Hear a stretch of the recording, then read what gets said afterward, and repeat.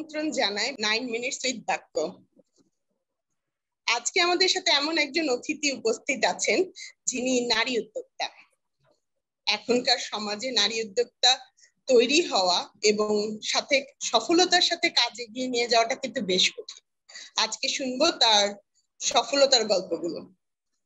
বাক্য 9@9-এ আপনাদের সকলকে সাদর আমন্ত্রণ জানাই।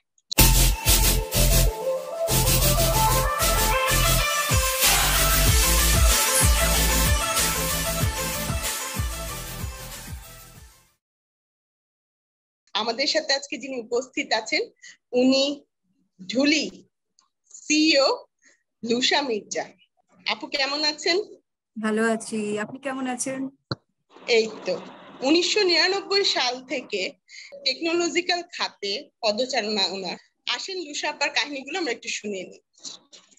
নারী উদ্যোক্তা হিসেবে আপনার শুরুটা কেমন ছিল এবং এখন কেমন আছেন? আসসালামু আলাইকুম সবাইকে, আজকে যারা আমাদের কথা শুনছেন, এবং প্রথমেই Bangladesh association of contact centre and outsourcing বাক্যকে ধন্যবাদ আমাকে আজকে এখানে আমন্ত্রণ জানাবার জন্য। তো আপা বলছিলেন আমার কথা একটু, আমি 99 থেকে ইন্ডাস্ট্রির সাথে কাজ করছি। আমার বেসিক্যালি পড়াশোনাটাই IT related, computer science background, এবং তারপরে আমি মাস্টার্স করেছিলাম লন্ডনে ডিজিটাল কমিউনিকেশন নেটওয়ার্কস এর উপরে। পরবর্তীতে অবশ্য ঢাকা বিশ্ববিদ্যালয়ে একটা এমবিএ করেছি, এবং সেটারও একটা কারণ অবশ্য ছিল। যাই হোক, আমি ফিরে এসে আমি আসলে যুক্ত হয়েছিলাম। আমার সবসময় ইচ্ছা ছিল দেশের জন্য কাজ করা। এজন্য বিদেশে অনেক সুযোগ সুবিধা থাকা সত্ত্বেও আমি আসলে থাকিনি, আমি চলে এসেছিলাম। আমার ইচ্ছে ছিল আসলে দেশের জন্যই কোনো কাজ করা, যেটা মানে নিজের শান্তির প্রশান্তির জায়গাটা আসলে সেখানে। এবং বাবা যেহেতু প্রকৌশলী, তিনিও একজন সরকারি কর্মকর্তা হিসেবে রিটায়ার করেছেন, সো টেকনোলজির দিকে একটা অ্যাফিনিটি সবসময় ছিল। এবং সুযোগ থাকার সময় থেকেই আসলে আমি কাজ করে এসেছি। 2000 সালে যখন টেক ট্রান্সফার হয়েছিল তার সাথে যুক্ত ছিলাম, এবং তারপরে ফিরে এসে ইউএনডিপির সাথে কাজ করেছি, এবং তারপর প্রধানমন্ত্রীর কার্যালয়ে আমি কাজ করেছি ই গভর্নেন্স স্পেশালিস্ট হিসাবে। তো একজন আইসিটি স্পেশালিস্ট হিসাবে আমি সার্ভিস ওরিয়েন্টেড কাজের সাথে আমি সবসময় যুক্ত থেকেছি ইন মাই ক্যারিয়ার। বাট তারপরে যখন 2014 সাল 15 সালের দিকে আমি চিন্তা করলাম যে না, এখন হয়তো বা নিজেও কিছু কাজের নিজস্ব একটা আইডেন্টিটি, একটা জিনিস নিয়ে হয়তো আমি এগুতে পারি। তো এটার জন্য আমার প্রতিষ্ঠান যে ঢুলি, ঢুলিরও আসলে একটা কারণ আছে কেন এর নাম ঢুলি। একটা IT company, why is it call Dhuli? So এটারও একটা ব্যাখ্যা হচ্ছে গিয়ে যে আমি ছোটবেলা থেকে কালচারাল সাইডের সাথেও আসলে সংযুক্ত ছিলাম। গান বাজনার সাথে, আমাদের নতুন কুড়ি বলুন, জাতীয় পুরস্কার বলুন, সেগুলোর সাথে। তো 14 সালের 12-13 পর থেকেই দেখলাম যে আমাদের কালচারাল ইন্ডাস্ট্রিতেও একটা বড় চেঞ্জ এসছে। আমাদের গান বাজনা বলুন বা সাংস্কৃতিক অঙ্গনও কিন্তু খুব প্রযুক্তি নির্ভর, প্রযুক্তিমুখী হয়ে উঠছিল। ইউটিউবের যে আমাদের দেশে একটা বড় প্রভাব ফেলেছে, ফেসবুক যখন এসছে, সোশ্যাল মিডিয়া। তো সবকিছু মিলিয়ে আমার যেটা টার্গেট ছিল সেই সময়, যে স্বপ্নটা আমি দেখেছিলাম, তা ছিল যে আমাদের দেশীয় যে সংস্কৃতি তার সবকিছুটা আমি পুরো বহির্বিশ্বের সামনে তুলে ধরবো। সেজন্যই কিন্তু প্রতিষ্ঠানের নাম ঢুলি। আপু আসলে এটা নিয়ে মানে আপনি যেভাবে পার্সপেক্টিভ নিয়ে শুরু করেছেন ঢুলি নিয়ে, এটা আসলেও মানে প্রশংসার দাবিদার। কারণ অনেকে বাংলা ওয়ার্ডটা ইউজ করতে অনেকটা শাই ফিল করে, মনে করে ইন্টারন্যাশনাল মার্কেটে কাজ করতে যাব কিরকম না কিরকম লাগবে। সো আপনাকে এটার জন্য একটা আলাদা করে থ্যাঙ্কস। আর এই যে আপনি কাজ করছেন, ইভেন আমি করছি বা যারা নারীরা আছে, তারা যারা এসেছেন, তারা নানা রকমের প্রতিবন্ধকতা আসলে ফেস করছেন, এবং আইসিটিতে বেশি প্রতিবন্ধকতা ফেস করতে হয়, এজন্যই হয়তো নারীদের পদচারণা খুব একটা কম। তো আপনি কি ধরনের চ্যালেঞ্জেস গুলো ফেস করছেন এবং এটাকে ওভারকাম কিভাবে করছেন সেটা যদি বলতেন। সত্যি কথা বলতে কি, আমাদের দেশের যে সার্ভিস ওরিয়েন্টেশন গুলো রয়েছে, একটা ব্যবসা প্রতিষ্ঠান শুরু করার সময় যে সমস্ত জিনিসগুলো লাগে, ট্রেড লাইসেন্স থেকে আরম্ভ করে তার পরবর্তী যে সমস্ত প্রাতিষ্ঠানিক যে আমাদের ডকুমেন্টস এন্ড এভরিথিং লাগে, এইটা কিন্তু সব জায়গায় এখনো আসলে নারী বান্ধব পরিবেশটা গড়ে ওঠেনি। তো সেসব ক্ষেত্রে আসলে একটা ট্রেড লাইসেন্স বের করা, তারপরে হচ্ছে গিয়ে অফিসিয়ালি সমস্ত ডকুমেন্টস ঠিক করে সামনে এগিয়ে চলা, এটা একটা সবসময় একটা প্রতিবন্ধকতার জায়গা থাকে। আর নারীদের ক্ষেত্রে যদি বলেন যে বেশিরভাগ ক্ষেত্রে আমাদের যখন ছেলে মেয়েরা হয়, আমরা চিন্তা করি যে ছেলেটা হয়তো ইঞ্জিনিয়ার হবে, মেয়েটা ডাক্তার হবে। তো মেয়েটাও ইঞ্জিনিয়ারিং লাইনে যেতে পারে বা আইটি এক্সপার্ট হতে পারে, এটা আমরা প্রথমে ওভাবে ভাবি না। আর নারী বলে না, আমি যখন শুরু করলাম, ফর এক্সাম্পল আমরা যেমন ঢুলি যেমন খুব আমাদের কন্টেন্ট মেকিং এর উপরে আমরা অনেক জোর দিয়েছিলাম, সো সেটার জন্য আমরা একটা সিলভার বাটনও নিয়ে এসেছিলাম খুব কষ্ট করে সবকিছু মিলিয়ে। কিন্তু এই জায়গাগুলো থেকে, যেটা তো আরবিটারি একটা ফিল্ড, যে ইউটিউব থেকে কিভাবে টাকা আসবে, ফেসবুক থেকে কিভাবে টাকা আসবে, বা এই আইটি রিলেটেড জিনিসগুলো, এগুলো তো ঠিক এমন না যে আমি একটা আমি হয়তো একটা ফুলদানি বানালাম, সেটা দেখতে খুব সুন্দর হলো, ওটা বিক্রি করে আমি সেখান থেকে একটা টাকা নিয়ে আসলাম। কিন্তু এই জিনিসটা তো খুব অ্যাবস্ট্রাক্ট একটা জিনিস, এটাকে তো আপনি ধরা ছোঁয়ার মধ্যে নেই। তো এইটা যখন কাউকে বোঝানোর একটা বিষয় থাকে, আপনি যখন কোনো ইনভেস্টরের কাছে যাবেন, তিনি যদি একজন আইটির মানুষ না হয়ে থাকেন, সিম্পলি ফর এক্সাম্পল তিনি একজন যদি ব্যাংকার হয়ে থাকেন, তাকে বোঝাতেও কিন্তু একটা খুব বড় চ্যালেঞ্জ ফেস করতে হয় যে এই আইটি বিষয়টা আমি কিভাবে আসলে নিয়ে যাচ্ছি, কিভাবে সেখান থেকে আমি একটা ইনভেস্টমেন্ট আনলে পরে how can I get that, মানে turn back into a profit. তো এই চ্যালেঞ্জগুলো আমার মনে হয় যে শুধু নারীরা না, আমাদের তথ্য প্রযুক্তির সেক্টরে আসলে এটা একটা বড় চ্যালেঞ্জ। এবং নারীদের ক্ষেত্রে যখন আমরা বিপিও নিয়ে যখন আমরা যদি কথা বলি, যে অনেক সময় কল সেন্টারের কাজ অনেক রাত অবধি করতে হয় বা সারা রাত অবধি করতে হয়।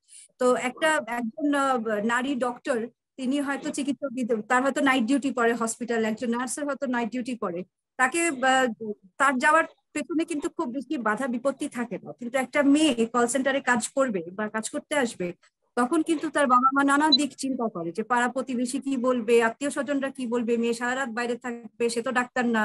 তো এই জিনিসগুলো আসলে আমাদের সামাজিক ভাবে কিছু আমাদের দৃষ্টিভঙ্গি বদলাবার কিছু বিষয় রয়েছে, এবং সেখানে পজিটিভ মেসেজ গুলো আসলে আমরা যদি সামনে না নিয়ে আসতে পারি, তাহলে এই চ্যালেঞ্জ গুলো আসলে আমাদের চলতেই থাকবে।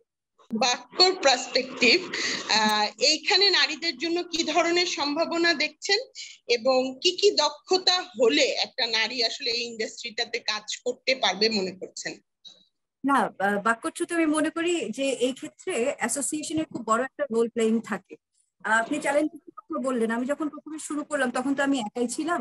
তো যেহেতু আমার সুবিধাটা ছিল, আমি যেহেতু একজন আইটি স্পেশালিস্ট নিজেই, তো তখন দেখা গেল যে ওয়েবসাইট ডিজাইনিংটা হয়তো আমি নিজেই করছি, আমি হয়তো এটা সার্চ ইঞ্জিন অপটিমাইজেশন নিজেই করছি, ডিজিটাল মার্কেটিংটা আমি নিজেই করছি, কিন্তু এটা আসলে একা একা করাটা সম্ভব না। তো একটা ছোট কোম্পানির পক্ষে আসলে একজন ডিজিটাল মার্কেটারকে হায়ার করা ফর আ লং টাইম, একজন এসইও স্পেশালিস্টকে হায়ার করা, একজন ব্র্যান্ড প্রমোটারকে হায়ার করা, এই জিনিসগুলো কিন্তু ছোট কোম্পানির দ্বারা সম্ভব হয় না। তা আমি মনে করি এখানে বাক্য একটা বড় রোল প্লেইং করতে পারে, যে 4-5টা কোম্পানিকে মিলিয়ে যারা একই ধাঁচের কাজ করছেন, তাদের জন্য যদি অ্যাসোসিয়েশন এগিয়ে আসে যে না, তারাই প্রোভাইড করবে সবকিছু মিলিয়ে। ট্রেনিং এর কথা বলছেন, ট্রেনিং এর আসলে আমরাও কিছু অ্যারেঞ্জ করেছি এবং আরো কিছু করার চিন্তা রয়েছে। আপনার মাধ্যমে জানাতে চাই যে আমার অফিসের, নিজস্ব অফিসের যে স্পেস রয়েছে, বাক্যর মেম্বার্সরা যদি চান, ইউ আর মোস্ট ওয়েলকাম আমাদের অফিসে এসে, we will arrange the training for you. আমার স্পেস আপনাদের জন্য 24 hours open, so any time you can come over.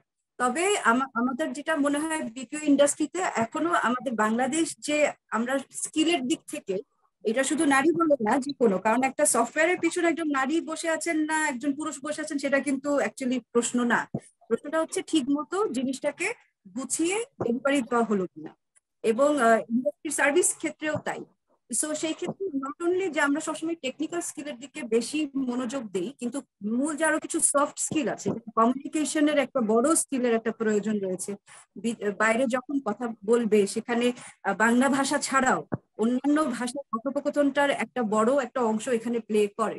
এখানে নেগোসিয়েশনের বেশ কিছু বিষয় থাকে। তো সবার পক্ষে সবাই একরকম না, সবাই হয়তো ঠিকমতো একটা কমিউনিকেশনের জায়গায় যেতে পারেন না। তো আমি মনে করি এই সমস্ত জায়গায় বাক্য ডেফিনেটলি এগিয়ে আসতে পারেন সফট স্কিল ডেভেলপমেন্টের ক্ষেত্রে।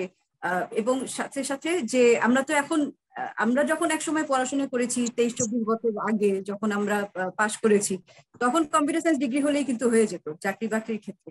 এখন কিন্তু আমরা প্রজেক্ট ওরিয়েন্টেড কাজে চাই, যে যেই প্রজেক্টের জন্য আমার যে ধরনের প্রোগ্রামার লাগবে বা স্কিল মানুষটা লাগবে, তাকে তখন নিয়ে আসা। সো মোর স্কিল ওরিয়েন্টেড আমাদের আসলে যাওয়া উচিত, rather than a complete degree. Definitely that's also very positive, কিন্তু স্কিলের দিকে আরো মনোযোগী হওয়া উচিত। এবং যেটা বললাম, যে এই যে প্রমোট করার বিষয়টাকে, সরাসরি যদি ক্লায়েন্টের কাছে গিয়ে কাজ নিয়ে আসা যায়, তাহলে কিন্তু বাংলাদেশ ভায়া হয়ে একটা কাজের মাধ্যমে আর একটা দেশ হয়তো কাজ পেলো, সেখান থেকে কিছু কাজ হয়তো বাংলাদেশকে দিয়ে দিত। সেটার একটা আর্নিং ডেফিনেটলি আসতেই পারে, কিন্তু সরাসরি গেলে পরে এই আর্নিংটা কিন্তু আরো অনেক বড় মাত্রায় হতে পারে। So, আমি এখানে বাক্য ইজ দ্য রাইট প্লেস যারা এটাকে সামনে নিয়ে যেতে পারে বহির্বিশ্বের কাছে, এবং বহির্বিশ্বের কাছে বাংলাদেশকে প্রমোট করে যে আমরা পারি। এই জিনিসটা এখনো সবাইকে, এখনো তারা সবকিছু ঠিক মতো এটা জানে না যে বাংলাদেশ পারে। এবং তার সাথে সাথে পেমেন্ট গেটওয়ের যে কিছু জটিলতা আছে আমাদের, বাইরের তারা হয়তো, আমরা যে পেমেন্ট গেটওয়ে হয়তো ব্যবহার করছি তাদেরকে হয়তো পুরোপুরি তারা চেনেন না, তারা কিছু নির্দিষ্ট গেটওয়ের সাথে কাজ করে অভ্যস্ত। সেই সমস্ত পেমেন্ট গেটওয়ের সাথেও যদি আমরা কোনো রকম যেতে পারি, এটা একটা কোম্পানির পক্ষে যতটা কঠিন, একটা অ্যাসোসিয়েশন আরো সুন্দরভাবে এগিয়ে যেতে পারে। তো আমি আশা করব বাক্য definitely they are doing great work, and we are always with বাক্য, সো এটা তো we are family basically, so আমরা সবসময় থাকবো। আর anytime any suggestions and anything, we are there for you. ধন্যবাদ লুসা মির্জা আপুকে আপনার এত সুন্দর বক্তব্যের জন্য এবং উপদেশগুলোর জন্য। আমরা আশা করি আমাদের বাক্যর সাথে যারা ইনক্লুডেড আছে নারীরা, তারা আপনাকে দেখে ইন্সপায়ার্ড হবেন এবং নিজেকে এগিয়ে নিয়ে যেতে নিজেকে হেল্প করবেন। আসলে আমরা যেটা বলি যে নিজেকে হেল্প করা উচিত। সো আমন্ত্রণ থাকলো আগামী বাক্য 9 at 9 দেখার জন্য। সবাইকে ধন্যবাদ, শুভরাত্রি।